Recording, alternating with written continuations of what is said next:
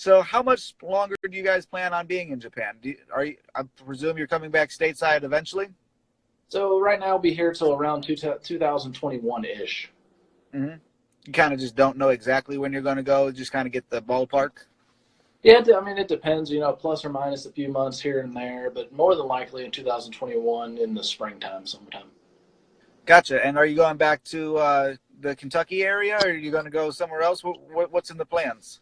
I'm not sure yet. We got to figure out what our next career stage is. If where the Army sends us, or if we want to do something else, it all just depends. And we got a little bit of time to think, so it's not too bad. And in the meantime, you have about 18 books to publish and 20 more to write. Exactly. There's always so much to do. And I think the only thing we really didn't touch on that I like to talk about writers I find really interesting is with the writing process. Do you like to go just pen to paper? Are you a computer all the way? Some people I've talked to just use napkins. What's the writing process? Like tool wise? What do you like to use? So everything electronic. I mean, if I'm out and about, I'll do it on my phone. I have the Google Docs, so I'll just get on Google Docs real quick and put in whatever ideas I have or the couple paragraphs. Then I come home and I'll type it out.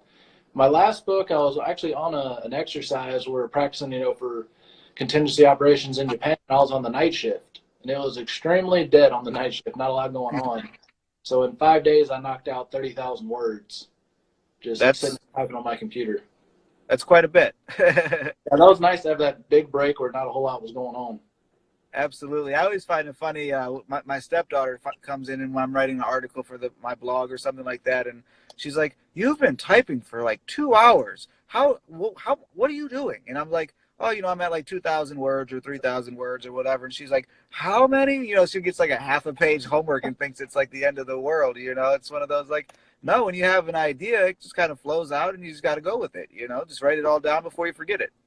That's what I always tell people when they ask you how do you write. I'm like, if you enjoy it, it's not a challenge. Now for like college papers and stuff, but if you enjoy what you're doing, it's a good time.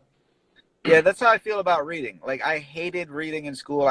There's very few novels that I like, but if it's something that I want to learn about, I love to read it. I soak up a textbook way quicker than I go towards like some sci-fi book or anything like that. Or that's where I like the historical fiction type things, where like it's a story, but at the same time, like you said, you put enough realism to it, enough things that could have actually happened to where it's kind of like maybe this was learning. Yeah. Oh, definitely. And when are all of these things turning into movies? Because it sounds like you have the ambition and all of the everything else. If you're trying to get with the publishers to also get into the music, so then you could write the script, write the soundtrack, and everything, right? That's what actually I had a guy that worked for me in my last job, and he did some minor acting for the History Channel and stuff, and he kept saying, "When are you going to make it a screenplay?"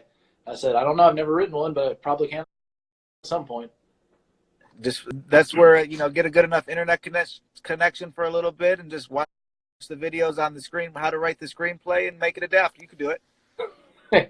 Sounds like a good time to me. So what tip, as somebody that now has their book out, I know it's only been out for a week or so now, but for somebody else that is trying to get their book published by either a publisher or themselves, what couple tidbits of advice do you have for other aspiring writers? So the first thing is, you got to try to build that platform as early as you can. I've had a website for a couple of years, but I've not always been great about, putting up constant content, getting constant exposure. So you have to do that if you want to build a following. But the biggest piece of advice I would have is just never give up, because persistence is the key to opportunity. I like that quote. That's going to be a graphic by tomorrow. I guarantee it. Oh, awesome. But with your website, I got to give my marketing point of advice.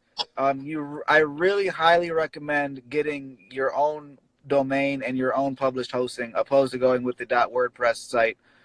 Just for the simple ease of use to type it in, it's just a shorter URL, but then you're also going to get a lot more functionality that you could use with it. If you were to get a regular domain and just host a WordPress, which you're familiar with how to post the blogs, get a premium theme. It's going to cost you about $50.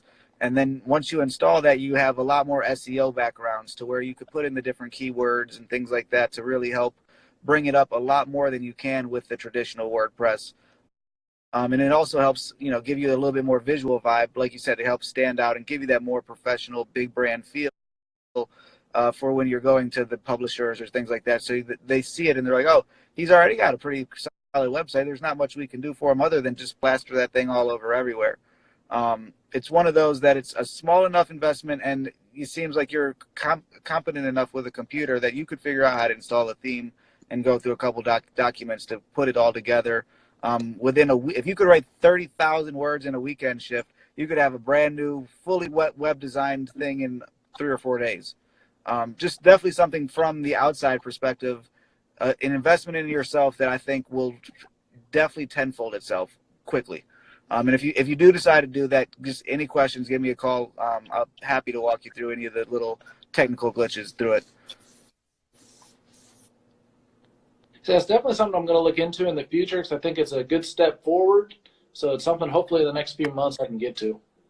Yeah, and it's one of those, buy your domain, whatever domain, buy it even before you're ready, just so that way when you are ready to do it, that it's not taken.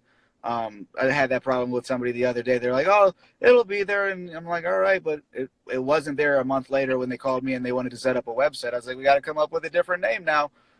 So it's just one of those, keep that in mind. You already have everything. You're on all the channels. Just one of those. The more you do with video, the more you just push your personality. Your books, I think, are going to fly off the shelves. And anything I could do marketing-wise, any advice, I'm more than happy to keep answering any questions that you got and help you in any way that I can. So just don't. After the interview's over, it's not one of those like, bye-bye, never talk to you again. Like if there's anything you could do, same like you're talking about trying to get things with music made, at Jeremiah Craig. He's on all of my stuff. Definitely somebody to reach out to and talk to about music. He's a folk singer, not really country, but more folk. Could definitely put you in touch with people, I think, to maybe make those dreams happen. That'd be awesome. No, I really appreciate all the help and the exposure here on the podcast. Yeah, we only got 4 people watching us right now, but like I said, once we take this and edit it up, I'll send you a whole bunch of links that, like the parts where you're talking about what the book's about or what you do and things like that. I think we'll make really good sound bites so that when you're making your post, just share the links out and then say, hey, look at me. I was on a podcast, doing promotion and talking about all sorts of fun stuff. It's amazing too. The last 3 people that were on the podcast, once I went to Google their names after 3 days after posting their footage, it's funny. You see the name, you're like, Colin can help, Colin can help, Colin can help, Colin can help. Like, look at all my videos. I just killed their keyword. Yep, blow us up. That's what we need, right?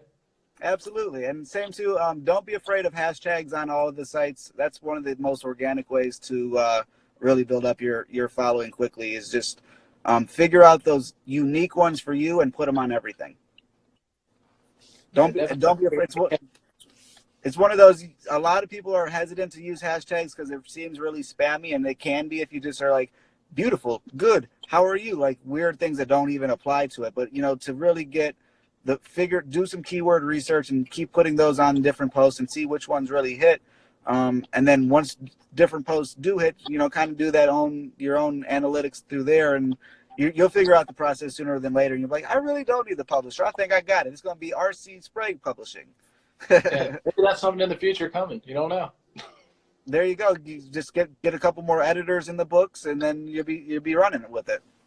Yeah, just go to bat with all the big boys, right? Absolutely. How I like to end every interview is what I call the digital soapbox. You get up to 1 minute to say anything you want, whether you want to plug the book, whether you want to just give some inspiration, however you want to leave the listeners, the watchers, go whenever you're ready. All right, so like I said, I do have a copy of it right here. This is Once Left the Field of Valor. It's available on Amazon. You get a paperback for $9.99, a digital edition for $2.99, or if you buy the paperback, you can get the digital for 99 cents. Aside from that, I have to thank my wife for all of her support and love, and my kids for putting up with Daddy always having a million different projects, and to my mom, dad, and my sisters, and all my extended friends and family, thank you guys so much for your support. Colin, thank you for having me on here, and I really enjoyed it. Hope to do it again sometime. We will definitely do it again. Whenever you have a release ready, or you're getting ready to make another marketing push, like I said, send me all the links. I'll be happy to share them out and spread the word for you, buddy. Awesome. Thank you, Colin. All right, I'll talk to you later. Have a great night. You too. Bye. Or good day, good morning. Good morning, yeah. You know how it is. Hey, good morning, sir. Later. Bye.